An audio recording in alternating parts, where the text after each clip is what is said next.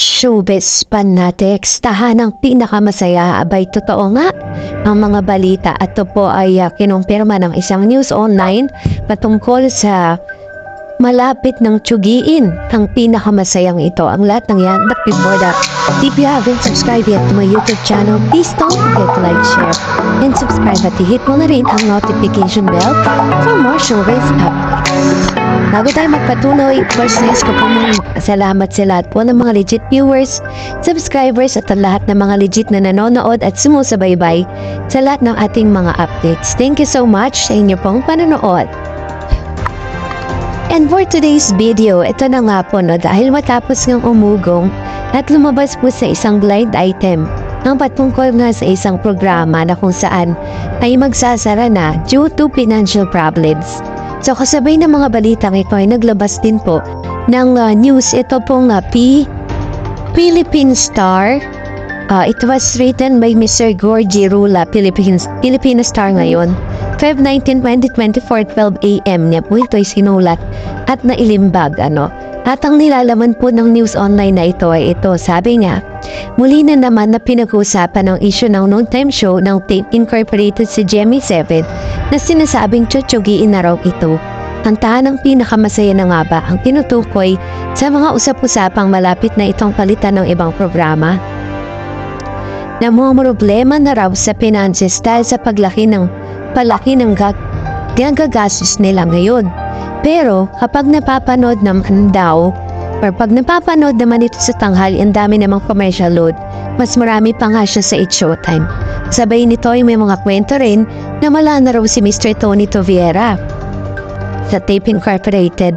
Pero nung umalis ang TBJ sa mga legit overcut sa Jemmy 7, makikita pa rin ang pangalan ni Mr. T sa closing credits. At sa pagkakalam natin, ay may percentage pa rin siya sa programang yung ng Tape Incorporated. Pero ang kasunod pang balita ay nababaon na raw di umano sa utang ang Tape Incorporated sa Jemmy 7 na umabot na di umano sa 800 millions. Ang buong akala ng iba ay ngayon lang ang utang na ito ng Tape sa Jemmy 7.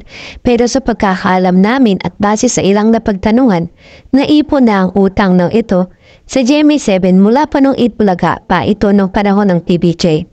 Ibig sabihin, under pa ito sa management ni Mr. Toviera at ilang executive ng mahawak sa programa. Sabi dyan, sana raw malinaw na ito na dating namamahalan ng dating Itbulaga at lalo na ni Mr. Toviera na tahimik pa rin sa issue hanggang sa ngayon. Sabi dyan, wala pang kaming nakukuhang sagot mula sa tahanang pinakamasaya kung totoo bang malapit na silang tsugiin. Pero sa pagkakaalam natin ay may kontrata pa rin sa Jemmy 7 hanggang December ng taong ito. Nasabi naman ng ibang napagtanungan kung ano-ano raw kasing naglalabas ang balita tungkol sa tape na hindi naman daw totoo. Yun ang sinasabi nila.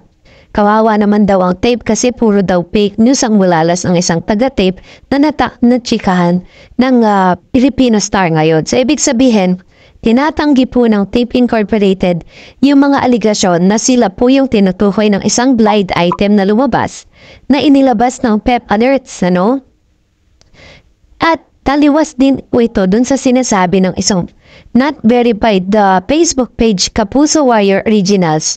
Sinabi niya dito na may matitegi daw na isang variety show usap-usapan na sa Twitter na may isang variety show daw ang namamaalam na ngayon 2024 at sayang dekada na ang kanila dilat sa balat ng telebasyon dahil daw ay wala na silang budget dahil matagal na din silang hindi nag-create. Ang tinutukoy niya dito parang yung pinaka background ng nitong post na ito ng Kapuso Warrior. Parang tinutukoy niya yung It's Showtime pero base naman po sa mga na babasa po natin na ang taas po ng rating ng It's Showtime. Nagre-rate po ang It's Showtime. Kaya naman napaka-imposible kasi parang nililis po nila yung kwento, nililis nila yung balita.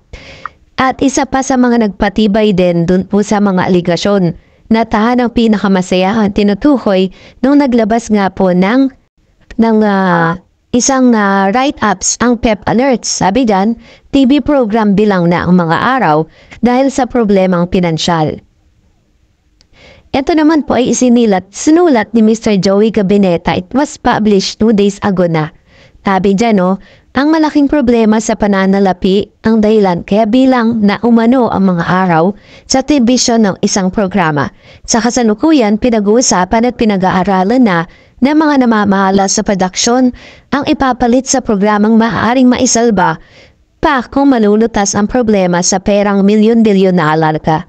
Marami ang manggagawa sa telebisyon ang maapektuhan kabilang ang mga artistang mga bida at na programa kapag natuloy ang pamamaalam nito.